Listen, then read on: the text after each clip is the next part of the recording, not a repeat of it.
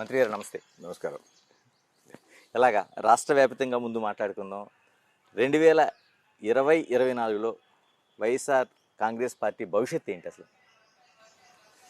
Why not 175 అనేటువంటి word leader note అంట వచ్చిన తర్వాత దానికి సంబంధించినటువంటి అన్ని అంశాల్లోనూ ఆయన సక్సెస్ అయ్యారు అనేటువంటి నమ్మకంతో వారు అన్నమాట. అది 175 సీట్లు గెలవాలనేటువంటి లక్ష్యం. ఆ లక్ష్యానికి ప్రధానంగా తీసుకోవాల్సింది ఏంటంటే, జగన్మోహన్ రెడ్డి గారిలో చాలామంది సంస్కర్తల ఆలోచనలు కేవలం పుస్తకాల్లోనే ఉన్నాయి. పుస్తక నిక్షిప్తం అంటాను నేను అది. అటువంటి ఆలోచనలన్నీ కలిసి ఒక జగన్మోహన్ రెడ్డి గారు అనేటువంటిది నేను చెప్పగలను.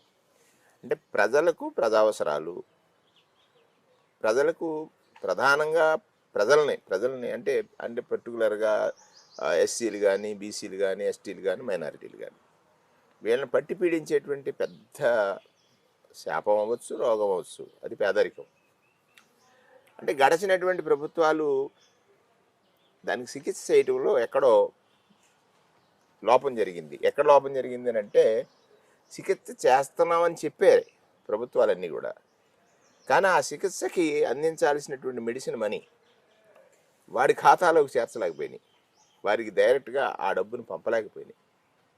ఇవాళ డీబీటీ అంటే ఏ పేద కూడా తన అవసరాలు తీర్చుకోవడం కోసం డబ్బు అవసరమైనప్పుడు ఆ డబ్బును పొందడం కోసం అప్పుల పాలు, లేకపోతే పెత్తందారుల దగ్గర ఆత్మగౌరవాన్ని తాకట్టు పెట్టడం, లేకపోతే ఆత్మగౌరవాన్ని వంచడం అనేక, ఒకటి కాదు రెండు కాదు. బీసీలు కానీ, ఎస్సీలు కానీ, ఎస్టీలు కానీ, మైనారిటీలు కానీ పలు సందర్భాల్లో ధనవంతుడి దగ్గర లొంగిపోయారు. కారణం వీరి చేతికి ధనం దక్కలేదు. అది కనిపెట్టాడు జగన్మోహన్ రెడ్డి గారు. సో డైరెక్ట్గా అతని చేతికి డబ్బును పంపించాలి, అదే దీనికి చికిత్స. రెండవది విద్యను అందించాలి. ఆ విద్యకి అవసరాలు ఏమిటి అంటే, అగ్రకులాల్లో పుట్టి అగ్ర చదువులు చదవడానికి కారణం డబ్బు. ఆ డబ్బు అందక వాడి చదువు ఎక్కడ ఆగిపోయింది? పాకబడిలోనో లేకపోతే ప్రైమరీ స్కూల్స్లోనూ ఆగిపోయింది. ప్రైమరీ స్కూల్స్ని కూడా ఇంగ్లీష్ మీడియం స్కూల్స్గా మార్చాలనే ఆలోచన గతంలో ఎందుకు రాలేదు? ఇప్పుడు వచ్చింది. ఎందుకు వచ్చింది? బాబాసాహెబ్ అంబేద్కర్ గారు లాంటి మేధావులు ఆక్స్ఫర్డ్ యూనివర్సిటీలోను, లేకపోతే స్టాన్ఫర్డ్ యూనివర్సిటీలోను, ఇట్లాంటి యూనివర్సిటీలో చదివారు.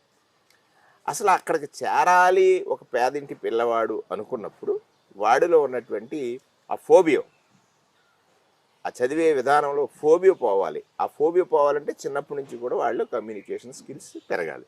లేదా ప్రపంచవ్యాప్తంగా మనం ఎక్కడికి వెళ్ళినా కూడా ఆ భాష మనకు అడ్డు రాకూడదు అనుకున్నప్పుడు దానికి ఇంగ్లీష్ అనేటువంటిది ప్రధానమైనటువంటిది. దానికోసం జగన్మోహన్ రెడ్డి గారు చేసిన ప్రయత్నం ఒక చారిత్రకమైనటువంటిది. ఇప్పుడు మీరు చెప్తున్న అన్నీ కూడా సంక్షేమ పథకాల ద్వారా భర్తీ